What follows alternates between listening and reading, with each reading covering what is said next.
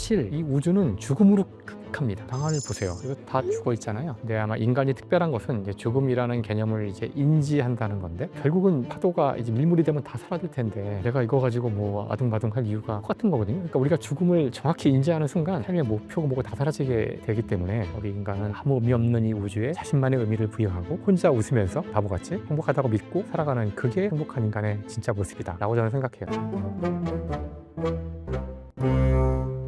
여러분 안녕하십니까? 책을 읽고 삶을 이야기하는 대화 채널 책과삶 책과사람의 김재훈입니다. 죽음을 생각해 보신 적 있으십니까? 우리는 숱하게 주변에서 죽음을 마주합니다. 하지만 나의 것으로 여기지는 않을 때가 많죠. 우리는 죽음을 어떻게 이해하고 또 어떻게 준비하는 것이 좋을까요? 오늘 죽음에 대한 이야기를 물리학자와 나눠보겠습니다. 여러분 좋아하시는 물리학자이자 과학 커뮤니케이터 김상욱 교수와 함께합니다. 어서 오십시오. 네, 안녕하세요. 네, 우리 구독자 여러분께 인사 부탁드립니다. 경희대학교 물리학과에서 학생들을 가르치고 있는 김상욱입니다. 반갑습니다. 첫 질문을 어떻게 드릴까 고민을 많이 했는데요. 죽음이 뭐라고 생각하십니까? 이런 질문보다 물리학에서는 죽음을 어떻게 이해하고 있는지 이 질문을 처음 드리는 게 낫겠다 싶었습니다. 저는 사실 그 죽음은 정의할 필요가 없다고 생각하는 사람이고요. 왜냐하면 그 물리학이 다루는 대상은 우주에 존재하는 모든 물질들을 다루는데요. 대부분 죽어 있거든요. 지금 이 방안을 보세요. 이거 다 죽어 있잖아요. 그러니까 사실 무생물 이런 단어가 참 이상한 것이, 그러니까 생명을 표준으로 놓고 거기서 벗어났거나 아니면 생명이 당연한 건데 이게 끊기기 때문에 죽음은 뭔가 이상한 현상이 아닌가? 이런 식의 사고가 저는 그 단어에 들어있다고 생각하는데, 사실 이 우주는 죽음으로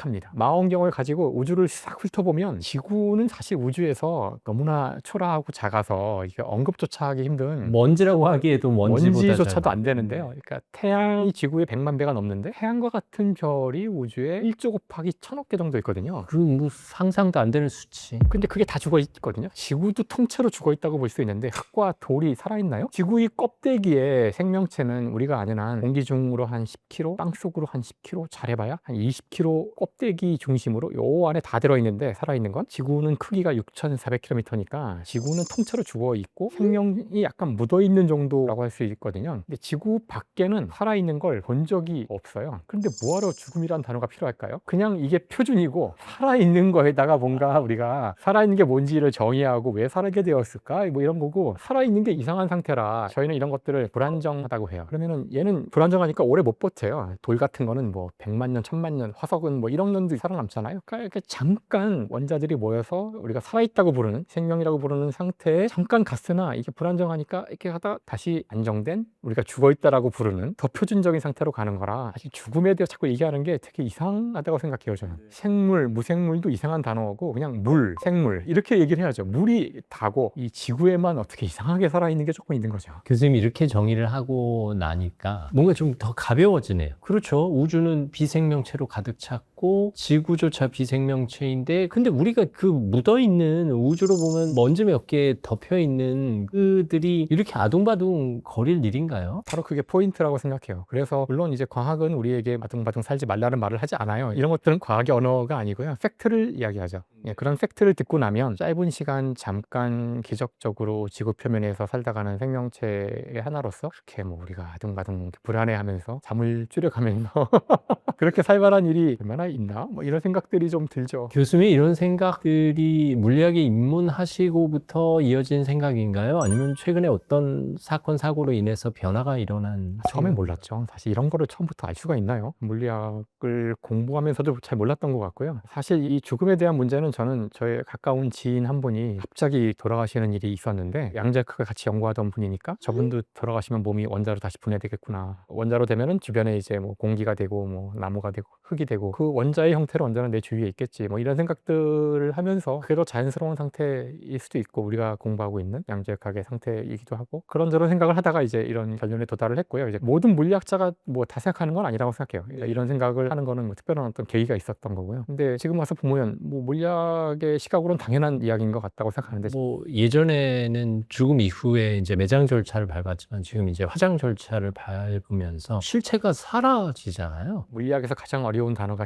실체라는 단어인데요. 원자는 그대로죠. 원자가 흩어져서 재조합되는 건데 사실 형태가 달라지는 느낌인가요? 사실 세상 모든 것은 원자로 되어 있고 원자들이 끝없이 붙었다가 분해됐다가 이제 이렇게 하는 게 삼라만상의 변화인데요. 단지 우리 인간은 원자들이 이런 형태로 이제 집합되어 있는 것뿐인데 이게 때가 되면 다시 또 분해가 되죠. 또 다른 형태로 모이면은 책상이 되기도 하고 나무가 되기도 하고 뭐 그런 거니까 사실 여기서 실체가 무엇이냐는 건데 나의 실체는 사라졌을 수 있죠. 하지만 나를 이루고 있는 이제 근원적인 원자는 영원 불멸합니다. 그러니까 인간으로서의 형태를 가진 존재는 사라지지만 뭐 이를테면 화장토의 소각 이후에 남아있는 유골 원자는 그대로 이제 흩어져서 원자가 그런 형태의 조합으로 되어 이루어진 있고 그다음에 이제 흩어질 거고요. 그다음에는 대개는 이제 죽은 상태로 있게 돼요. 그 유골함에 보관이 되기도 하고 그럼 나무의 일부가 되기도 하고 아니면 물에 쓸려가서 바다의 일부가 되기도 하고 그러다가 뭉치면 돌의 일부가 되기도 하고 탄소가 잘 모이면 다이아몬드가 될 수도 있고 그런 거죠. 그렇게 따지니까 또 더 가벼워지는 느낌이 들기도 하는데 사실 존재의 끝이 누구에게나 오는 과정인데 우리가 그걸 잘 체감하지 못하고 있는 거죠. 그 죽음에 대한 여러 책들이 있는데요. 그 중에 하나가 죽음을 부정하는 이야기가 나오는데 물론 모든 동물이 다 또는 모든 생물이 다 죽을 수 있죠. 근데 아마 인간이 특별한 것은 이제 죽음이라는 개념을 이제 인지한다는 건데 그 대가는 두려움이죠. 자신이 더 이상 존재하지 않게 된다는 것을 생각했을 때 보통은 극도의 공포를 느끼게 되고 되게 허망해지고 도대체 내가 뭐 열심히 살 필요가 있나? 보통 이런 생각들을 하게 되기가 쉽거든요. 그래서 이제 우리 인간이 발명해낸 게 죽음을 무시하는 그게 마치 없는 것처럼 실제로 우리가 살아갈 때 죽음을 의식하지 않고 살아가는데 그게 이제 죽음을 극복하고 살아갈 수 있는 하나의 방법이라고 하더라고요. 하지만 살다 보면 이제 불현듯 언제나 죽음을 직면하게 되고 그 극도의 공포를 다시 느끼게 되잖아요. 그래서 결국은 죽음을 극복하기 위해서 무언가 영원 불멸하는 그런 것들을 추구하는 그런 성향이 생기게 되는데 그 종교일 수도 있고요. 근데 모든 종교는 이제 영원 불멸한 것들을 갖고 있어야만 돼요. 죽음 이후에 영생과 관련된 것들을 항상 제시를 해야 되고 그게 제시가 안 됐을 때 사람들이 그걸 되게 싫어하게 되는데 또는 그 영원 불멸의 무언가를 얻기 위해 노력하기도 합니다. 이름을 남기려고 한다거나 영원한 업적을 남기거나 거대한 건축물을 짓거나 그래서 또 많은 희생을 치르죠. 목숨을 바쳐서 뭔가를 하면은 영원한 걸 남긴다고 믿고 영원 불멸 프로젝트라고 하는데 불사 프로젝트? 사실 다 헛짓입니다. 실제로는 영원히 살지 못하는데 그런 믿음을 가지고 사람들이 죽음의 공포를 극복하는 거죠. 어쨌든 죽음에 대한 불안을 극복하기 위해서 종교를 찾는 과정이고 종교의 기능이 그것만은 아니겠지만 죽음의 공포를 극복하는 데 도움을 받기 위해서 네. 그것만은 아니죠. 근데 뭐 위대한 인물이 된다거나 위대한 업적을 남기거나 이제 과학자라면은 위대한 자기 이름이 붙은 공식을 남기는 것도 불멸로 가는 방법일 수 있는 거죠. 그런 거에 집착하는 거 하는 건데 사실 물리적으로는 다 부질없는 짓입니다. 결국은 다 죽어요. 죽는 거고요. 정신 승리라고 하죠, 우리가. 이렇게 나는 불멸을 얻었어라고 믿지만 사실은 불멸이 아니죠. 사실 우리는 주변에 가까운 사람이 세상을 떠나게 되면 죽음을 또 직면하게 되잖아요. 왜 우리는 주변에서 죽음을 경험하면서도 저것을 내가 겪어야 할 사건으로 쉽게 인지하지 못할까요? 그걸 인지하며 살기가 힘들어서라고 생각하거든요. 인간이 죽음을 부정하고 무시하는 이유가 사실 시지프스의 신화에도 나오는 이야기지만 카미가 한 이야기잖아요. 철학적으로 의미 있는 단 하나의 질문은 우리는 왜 잘하지 않는가이다. 왜냐하면 죽음을 인지하는 순간 모든 게 덧없어지거든요. 어차피 죽을 텐데 뭐하러 지금 내가 이런 일을 하고 있지? 마치 모래성을 바닷가에서 만드는 거랑 비슷한데 결국은 파도가 이제 밀물이 되면 다 사라질 텐데 내가 이거 가지고 뭐 아등바등 할 이유가 똑같은 거거든요. 그러니까 우리가 죽음을 정확히 인지하는 순간 삶의 목표가 뭐고 다 사라지게 되기 때문에 이제 그 문제에 대한 철학적 답이 필요하다고 이야기하는 건데 사실 대부분의 사람은 그래서 죽음을 무시하고 살아간다는 건데 그게 자신이 살아가는 유일한 방법일 수 있어요. 죽음이 계속 인지가 되면 아마 사는 게 힘들 겁니다. 세상이 그대를 속일지라도 이제 이 책에서도 죽음을 언급하셨어요. 근데 그 죽음의 타이틀이 인류 죽음 극복 프로젝트거든요. 이 시대의 많은 역사 속 인물들이 동상을 막론하고 불로초를 찾아서 영생을 추구했지만 오히려 영생을 가질 수 없다는 걸 깨닫는 순간 철이 드는 그런 과정도 우리가 목도했단 말이에요. 이 제목이 사실 교수님이 쓴 다른 글들과 결이 좀 다르게 느껴졌어요. 원래는 IT 업계에 있는 많은 미국에 되게 잘 나가는 사람들이 많잖아요. 그 사람들이 죽기 싫어서 아마도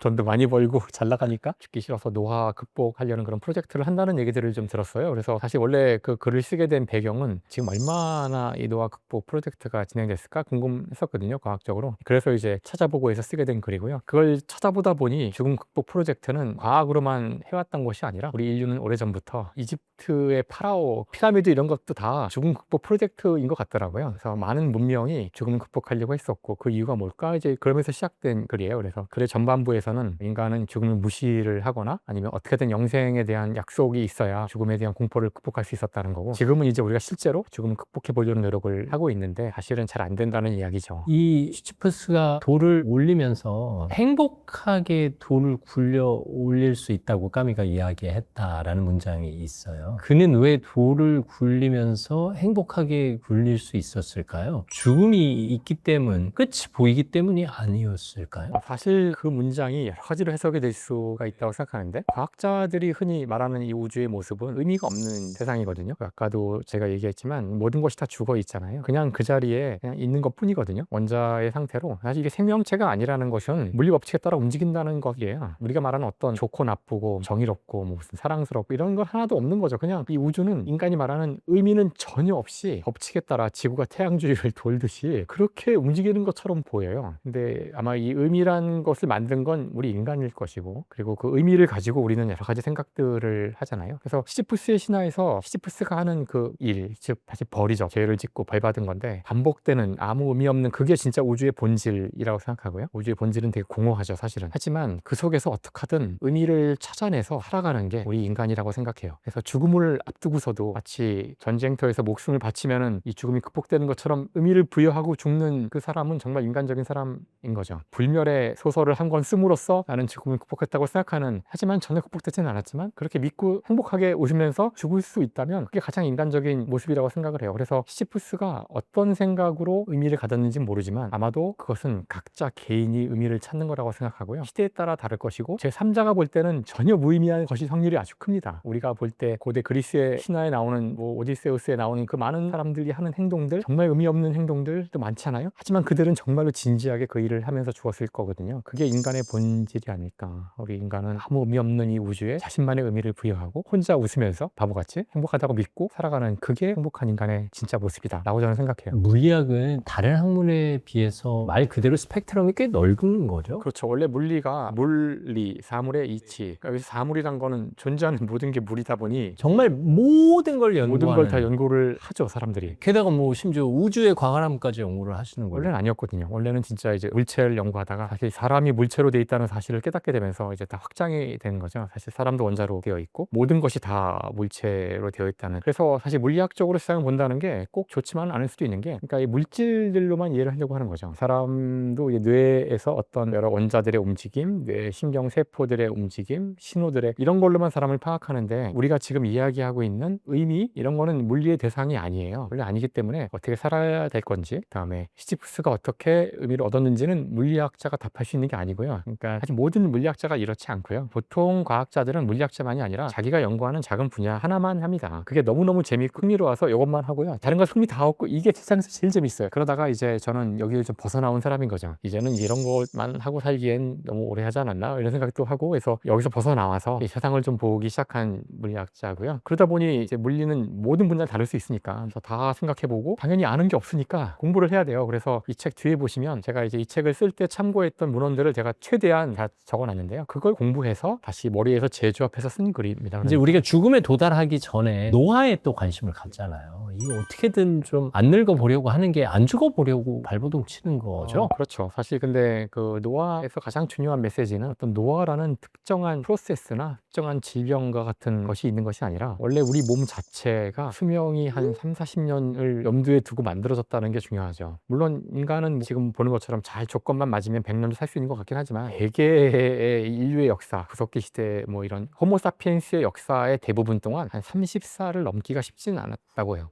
그러니까 자연 상태에서 야생에 사는 동물들이 그래요. 이렇게 오래 못 삽니다. 어디 부러지면 죽는 거고요. 포식자도 많고요. 그래서 30-40년 이상 쓰도록 만들 이유가 없어요. 진화란 것은 최적화시켜서 생존에 유리하게 하는 건데, 30-40년, 100년 동안 살도록 잘 갖고 바꾸려면 많은 에너지가 들어가는데, 그래서 우리 몸은 기본적으로 한 3, 40년 살면은 아마 죽을 거야 라고 해서 만들어진 거기 때문에 그 이후는 마치 우리가 그 가전제품을 사면은 제품 보증기간이 있잖아요. 보증기간까지는 잘 작동해요. 근데 보증기간 지난 다음부터는 이제 망가지기 시작하는데 그때부터는 책임 안 지는 거잖아요. 노화는 바로 그런 프로세스죠. 보증기간이 지난 다음에 벌어지는 일이에요. 그러니까 5만 가지 일이 벌어질 수 있고 그걸 고친다는 건 사실 불가능한 거죠. 원래가 벌어질 수 있는 모든 종류의 고장남이 일어나는 거예요. 물론 과학은 그걸 막아내기 위해서 여러 가지 주요한 망가지는 것들을 고쳐주는 그런 일들을 하고 있는데요. 그러니까 중요한 그 질병들을 막아내고, 하지만 아주 본질적으로는 막는 것은 아주 어렵다. 노화를 통제하고자 하는 시도 자체가 원래 인간의 영역이 아니었던 거잖아요. 그렇게 얘기하면 애매한 것이, 사실 인간의 기술의 역사는 인간의 수명을 늘리는 역사하고도 같거든요. 지금 우리가 병을 고치는 것만 생각하실 수 있는데 노화를 고친다는 것이 식량을 더 확보한다든가 이런 게 다 더 오래 살려고 하는 인간의 욕망, 그러니까 생존 욕망인데, 이건 사실 인간만이 아니라 모든 생명체의 욕망이기 때문에 우리가 할 수만 있다면 생존을 더 하려고 했을 거고요. 신석기 시대, 철기 시대 이런 게 다 인간의 노화를 어떤 의미에서는 그것이 막아내는, 또 잘 먹음으로써 막아낼 수 있는 거고, 더 외부의 침입을 막아내거나 아니면 냉수의 침입을 철기로 막아낸다면은 노화로 더 진행할 수 있는 시간을 벌어주는 거잖아요. 그러면 그게 인지에서 작동하기 시작한 거예요? 근데 사실 인간의 평균 수명이 극적으로 늘어난 것은 20세기가 들어서거든요. 그러니까 19세기 주로 위생관념이 생기면서 많이 늘어났고, 그다음에 항생제 같은 게 나와서 세균에 대한 질병들을 잡아내기 시작하면서 인간의 수명이 확 늘었기 때문에 최근에 사실 많이 늘었다고 볼 수 있어요. 이제 그때 이제 노화라는 것이 중요하게 된 거죠. 최근에 이제 우리가 코로나 위기를 겪으면서 면역에 대한 관심도 높아졌단 말이에요. 사실 우리가 젊었을 때만 해도 개개인이 면역에 대해서 신경을 안 쓰던 시절이잖아요. 일단 젊을 때는 면역 체계가 아주 잘 작동하기 때문에요. 아무거나 다 먹어도 잘 소화 잘 되고 문제 없지만, 잠을 잘 안 잔다거나 그러면 제 면역 체계가 안 좋아지고, 이제 나이가 들면 자동으로 망가지는데, 제가 면역에 대해 자세히 쓴 이유도 그 정교한 면역 체계를 읽다 보시면 이게 시간이 지나면 망가지겠구나 생각이 들 수가,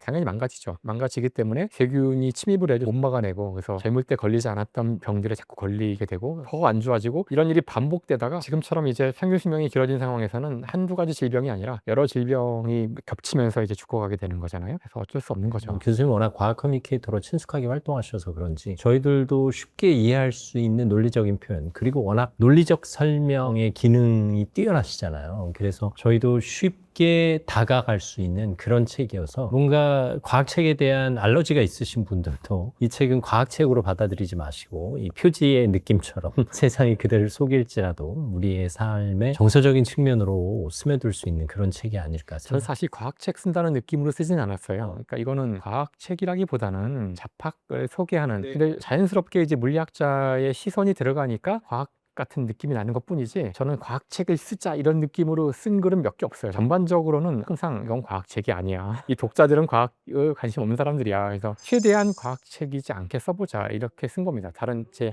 전작과는 좀 달라요. 그러면 성공하셨어요. 말씀하신 대로 이제 물리학자라는 정체성 때문에 과학책이라는 인지를 냄새는 갖게 나죠, 되고, 당연히. 네, 향기는 물씬 납니다. 이제 변하지 않는 것들에 대한 언급에서 결국 죽음도 변하지 않는 것인데, 인간이 죽음을 선택하는 시대가 돼버렸어요. 특히 이제 20대, 30대, 10대 자살률은 압도적인 1위라는 얘기까지 들었습니다. 이건 어떻게 봐야 돼요? 자살의 문제는 상당히 말하기가 좀 힘든 것이, 젊을 때 제 주변에서 잘하는 사람들이 자살을 한 경우가 있었거든요. 아, 그러셨구나. 그런 케이스에 대해서 많이 고민을 하고 있었는데요. 일단 기본적으로 자살이라는 것은 굉장히 내밀한 사건이더라고요. 그래서 주변에 그 사건에 대해서 알려지잖아요. 이런 이유 때문에 자살을 했다더라. 근데 그런 이유 때문인 경우는 거의 없었어요. 단편적인 이유를 넘어서는 문제다. 실제로 사람이 한두 가지 이유로 잘 죽거나 그러진 않아요. 그래서 생각보다 복잡한 현상이라고 저는 생각을 하고요. 물론 자살률이 이제 높아졌다고 이야기를 하는데, 지금 보니까 인구 10만 명당 20대가 27명, 10만 명당 30대가 한 30명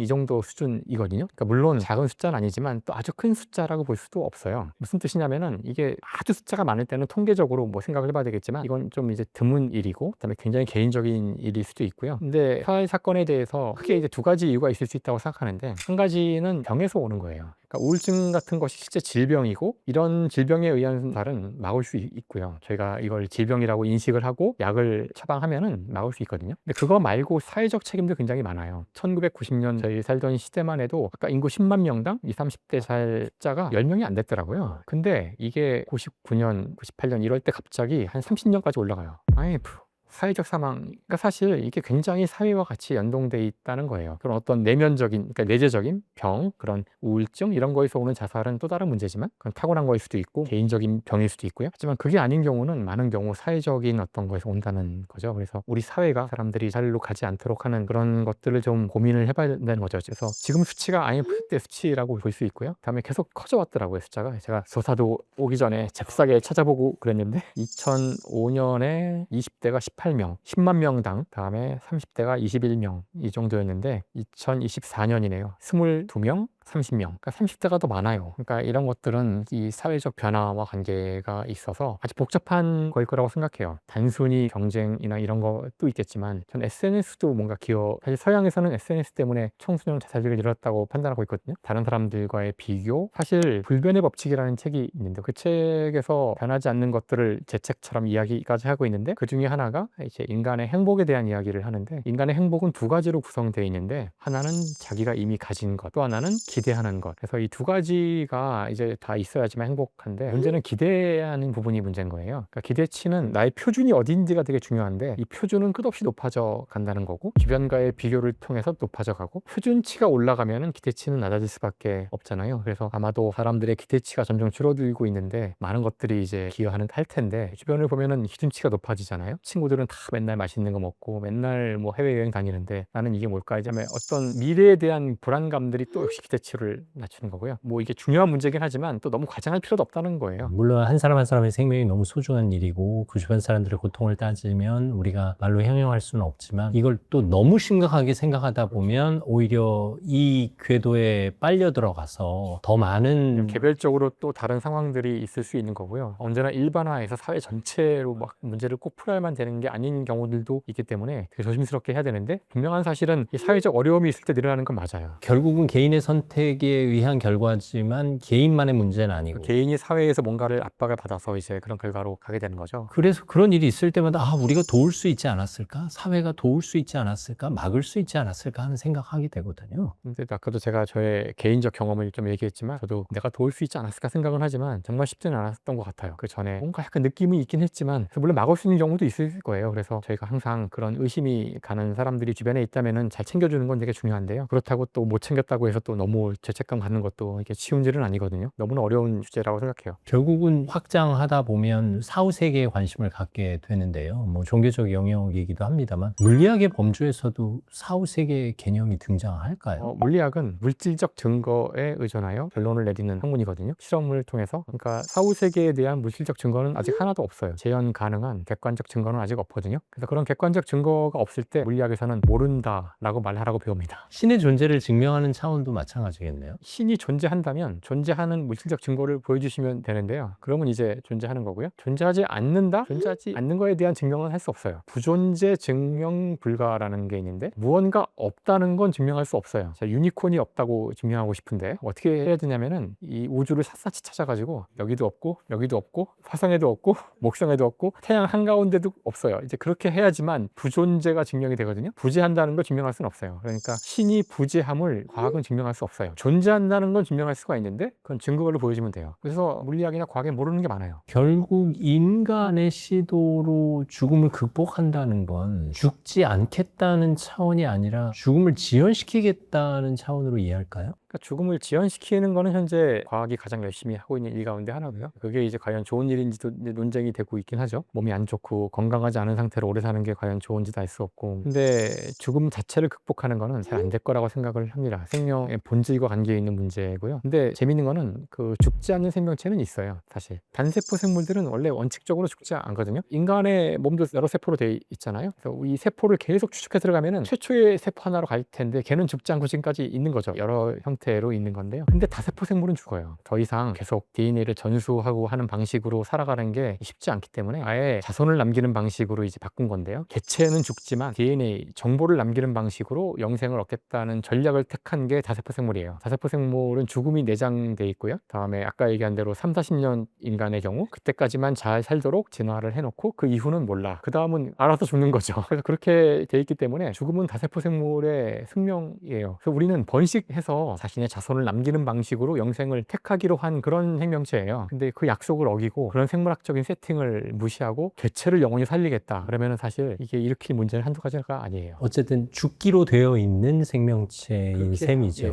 대신 번식을 택한 거죠. 근데 이제 경우에 따라서는 번식을 포기하기도 하시고 또 죽음을 선택하기도 하고 죽음에 저항하는 자연에 반하는 일들을 하기도 하죠. 인간이 원래 그렇게 살아왔잖아요. 인간이 자기의 평균 수명을 이미 늘려왔고 주어진 대로 살지 않고 도구를 만들어서 자연을 변화시키면서 이제 인간이 그렇게 해왔기 때문에 그 자체는 놀랍진 않아요. 근데 죽음을 영원히 정복해보겠다는 생각을 하는 사람들이 있는 것 같은데 쉽지는 않을 거라고 얘기하고 싶어요. 말씀을 듣다 보니까 결국 우리가 죽음을 극복하는 건 살아있는 순간을 누리고 즐기는 게 아닐까 싶기도 한데 그러려면 삶의 의미를 찾아야 할까요? 의미 없이는 못 사는 존재다 보니 지금 이 순간도 저희가 수많은 의미를 부여했기 때문에 이렇게 앉아있고 존댓말을 쓰고 하는 게 다 지금 어떤 의미들을 다 갖고 있기 때문에 하는 거거든요. 인간은 의미를 벗어나서 살 수 없다고 생각하고 아마 이 이야기는 이미 이 코너에서 다루지 않았을까요? 사피엔스에 잘 나오는 이야기잖아요. 그래서 의미를 벗어날 수는 없고요. 그러니까 어떻게 의미를 내가 부여하여 나의 삶을 나한테 행복하게 내가 잘 살게 기왕이면 주변 사람도 잘 살게 할 것인가 그건 자기가 평생을 거쳐서 고민해야 될 문제일 것이고 그게 아마 잘 사는 인생일 것이고 답은 없는 거죠. 얼마 전에 저희 채널에서 이제 이토록 인간적인 물리학이라는 책을 읽었어요. 결론이 의미를 찾는 삶으로 마무리가 됐거든요. 마치 그 칼 세이건의 코스모스가 사랑이라는 단어를 우리 마음에 심겨주고 가듯이 결국 과학도 뭐 이른바 물리학도 우리에게 이런 인문학적 의미를 던져주는 학문이 아닐까 생각했거든요. 이 우주의 의미가 없다는 걸 물리학이 찾아냈기 때문에 의미는 인간이 만들어내는 거란 거를 깨닫게 된 거죠. 옛날에는 그 의미가 만들어지는 게 아니라 정말 자연의 어떤 신이 존재한다는 것이 인간이 만들었다고 생각하지 않았거든요. 그다음에 우리가 살아가는 인간의 어떤 문화나 한 부족이 갖고 있는 그들의 믿음은 아주 먼 옛날부터 이 우주에서 주어진 자연 법칙이라고 믿었잖아요. 뭐 남자가 나가서 일하고 여자는 집안일하고 하는 게 자연 법칙이라고까지 얘기한 적도 있었어요. 근데 물리학이 얘기해 준 것은 이거 다 인간이 만든 거야. 그래서 소중한 거죠. 그래서 인간이 만들 수도 있고 고칠 수도 있고 그래서 우리가 원한다면은 다른 방향으로 갈 수도 있고 이런 자유도가 있다는 거를 물리가 이야기해 주는 것이 전 중요하다고 생각해요. 우리의 의미의 성격이 무엇인지를 말해 준 거죠. 그런 이제 물리학자라는 타이틀 떼고 인간 김상욱 교수님이 우리에게 그래도 이 삶이 힘들지언정 이렇게 버텨보자 혹은 이 삶을 이렇게 누려보자 라고 제안을 해 주신다면 삶이 힘들다고 다 생각하시는 것 같은데 그거는 언제나 그랬다고 생각하거든요. 인류의 삶은 언제나 제가 어릴 때에도 다 삶이 힘들다고 그랬고 객관적으로는 지금의 삶이 과거보다 더 힘들 이유는 없어요. 과거에 우리는 길 가다가 붙잡혀서 노예가 될 수도 있었고 말 한마디 잘못해서 모가지 날아갈 수도 있었는데 재판 없이 죽을 수도 있었고요. 굶어 죽는 일도 허다했고 태어난 아이의 50%가 죽은 시대를 살았었는데 지금은 그런 일들은 없잖아요. 그런 일이 없다 보니 우리가 다른 것들을 가지고 불행하다고 생각을 하는데 전부 다 불행할 이유는 없고 인류는 언제나 불행하다고 생각을 했고 그래서 지금 말씀하신 것처럼 특별히 지금이 더 불행하지는 않기 때문에 너무 불행 속에 이렇게 침잠해서 나는 왜 불행할까 왜 세상은 왜 이럴까 그러실 필요는 없다고 생각해요. 근데 이야기했지만 생명이라는 것 산다는 것이 물리학적 시각으로는 기적적인 사건이기 때문에 이것에 감사하고 살아있다는 것에 그다음에 이제 나이가 들다 보니 자꾸 이제 죽음을 접하게 되는데 그 사람들이 얼마나 삶을 갈망했는지를 알거든요. 지금 나의 이 순간들은 사실 어제 죽은 사람에게는 정말 간절했던 하루고 한 시간이거든요. 그래서 사실 너무 나쁜 쪽으로만 보면은 할 얘기도 많고 어떻게 위로를 뭐 이런 얘기 하실 수 있는데 그렇게 얘기하기에는 우리는 지금 상당히 좋은 조건에 있고요. 비록 자신이 주관적으로는 힘들 수 있을지언정 객관적으로는 좋은 상황이고 조금만 생각을 바꾸면 충분히 행복해질 수 있는 여지도 많고요. 그래서 시지프스가 괴로운 일을 행복하게 했듯이 물론 그렇다고 해서 뭐이 세상의 부조리를 견디고 살라는 얘기는 아니고요. 너무 많은 고민과 불행 속에 살아갈 필요는 없지 않을까? 그래서 시지프스와 같이 웃고 그래 이 정도는 뭐 행복한 일이지 뭐 이렇게 살아보면 어떨까? 그런 것들을 좀 더 많이 해보면 어떨까? 그리고도 잘 안 될 때는 다시 한번 고민을 뭘 바꿔야 되나 뭐. 이 영상 처음 시작할 때 죽음의 정의를 내려주시면서 우리의 마음을 가볍게 해주셨던 것처럼 지금 마지막 말씀도 우리의 삶을 가볍게 해주는 그런 말씀이 아닐까 싶습니다. 책 제목 세상이 그대를 속일지라도 다음에 한 줄이 생략된 듯한 느낌이거든요. 이 문장을 좀 완성해 주세요. 세상이 그대를 속일지라도 내가 그대 곁에 있음을 기억해요. 아, 완성. 네. 세상이 그대를 속일지라도 내가 그대 곁에 있음을 기억해요. 이런 대화를 주고받을 수 있는 사람들이 많아졌으면 좋겠습니다. 그래서 우리 어깨 동무하고 지구의 종말이 다가온다 할지라도 잘 이겨냈으면 좋겠습니다. 그 근간은 변화의 시대에 변하지 않는 것에 대해 생각하고 또 그것에 몰입하는 우리 인간의 본성을 또 잘 활용했으면 좋겠습니다. 좋은 책 써주셔서 감사하고요. 또 바쁘실 텐데 나와주셔서 좋은 말씀 남겨주셔서 진심으로 감사합니다. 물리학자, 과학 커뮤니케이터 김상욱 교수였습니다. 고맙습니다. 감사합니다. 여러분 주변에서 변하지 않는 것에 대해서 생각해 볼 수 있는 기회가 됐으면 좋겠습니다. 세상이 그대를 속일지라도 책과 삶은 여러분 곁에 있겠습니다. 오늘도 함께해 주셔서 감사합니다.